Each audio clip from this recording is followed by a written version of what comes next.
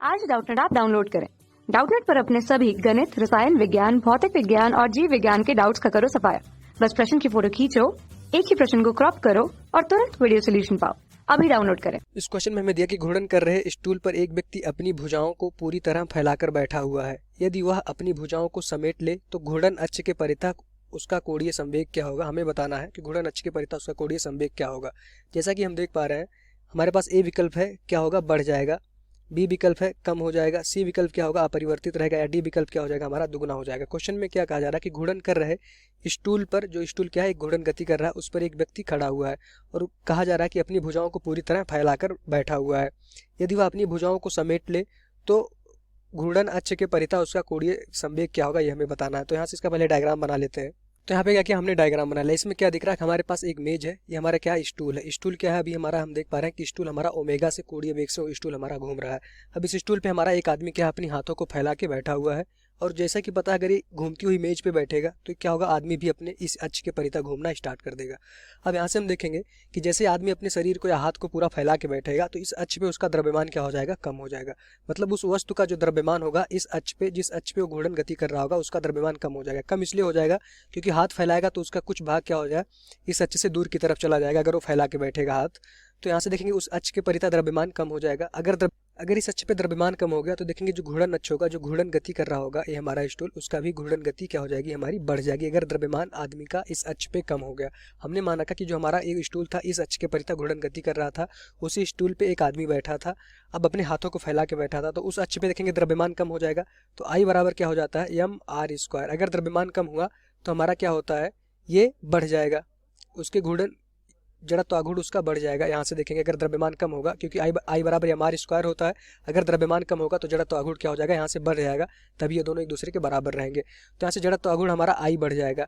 अब हमें पता है कि अगर किसी भी वस्तु पे बाह्य बल काम नहीं करता है, बाह्य बल काम नहीं करता है, तो उसका जो कोणीय संवेग रहता है, घूर्णन कर रहे स्टूल पर जो आदमी बैठा है, उसका जो कोणीय संवेग घूर्णन के अक्ष पर रहता है, उसका कोणीय संवेग क्या हो जाता है, नियत हो जाता है। मतलब कि अगर कहीं बाह्य बल शून्य हो जाता है तो उसका कोणीय संवेग नियत हो जाता है। कैसे, जो कोणीय संवेग का सूत्र होता है, यल बराबर क्या होता है हमारा, dl/dt। कोणीय संवेग परिवर्तन की दर किसके बराबर होती है, हमारा बलाघूर्ण के। अगर अब बाह्य बल शून्य हो जाएगा तो हमारा क्या हो जाएगा, उस पर लगने वाला बल भी शून्य हो जाएगा।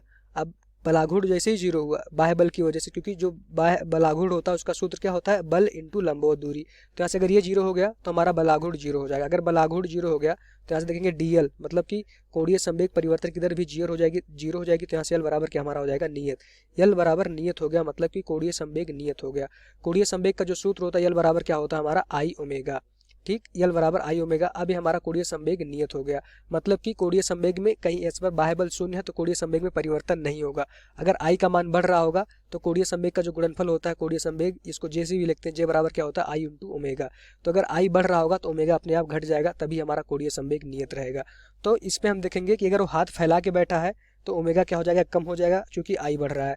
ठीक, अब क्वेश्चन में हमसे कहा रहा है कि अपनी भुजाओं को अगर वो समेट ले, यहाँ से हमने कहा कि जो आदमी था जिस मेज पे बैठा था, एक और डायग्राम बनाया, अगर ने क्या किया कि अपनी भुजाओं को समेट लेता। हमने कहा कि यहाँ पे क्या था, अपनी भुजाएं फैला के बैठा था। यहाँ पे देखा हमने कि अपनी ये भुजाएं क्या हुआ, अब समेट लिया है। अब हम देखेंगे कि इस अक्ष पे उसका द्रव्यमान क्या हो जाएगा, बढ़ जाएगा, घूर्णन अक्ष पे, क्योंकि अब उसका हाथ का द्रव्यमान जो होगा उसी घूर्णन अक्ष पे अगर समेट के बैठेगा तो घूर्णन अक्ष पे उसका द्रव्यमान क्या हो जाएगा, बढ़ जाएगा। जैसे ही द्रव्यमान बढ़ जाएगा तो यहाँ से देखेंगे हमारा जड़त्व आघूर्ण का मान क्या हो जाएगा, कम हो जाएगा।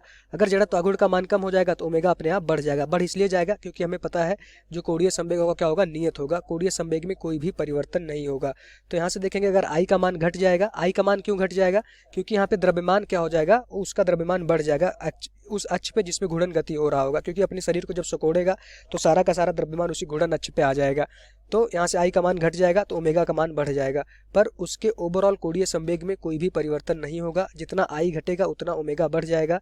तो जो जे बराबर क्या रहेगा, आई ओमेगा, ये हमारा नियत रहने वाला है, इसमें कोई भी परिवर्तन नहीं होता। तो इस क्वेश्चन का आंसर क्या हो जाएगा, चाहे वो हाथ सिकोड़ के बैठे या फिर हाथ फैला के बैठे, उसके कोणीय संवेग में कोई भी परिवर्तन नहीं होगा।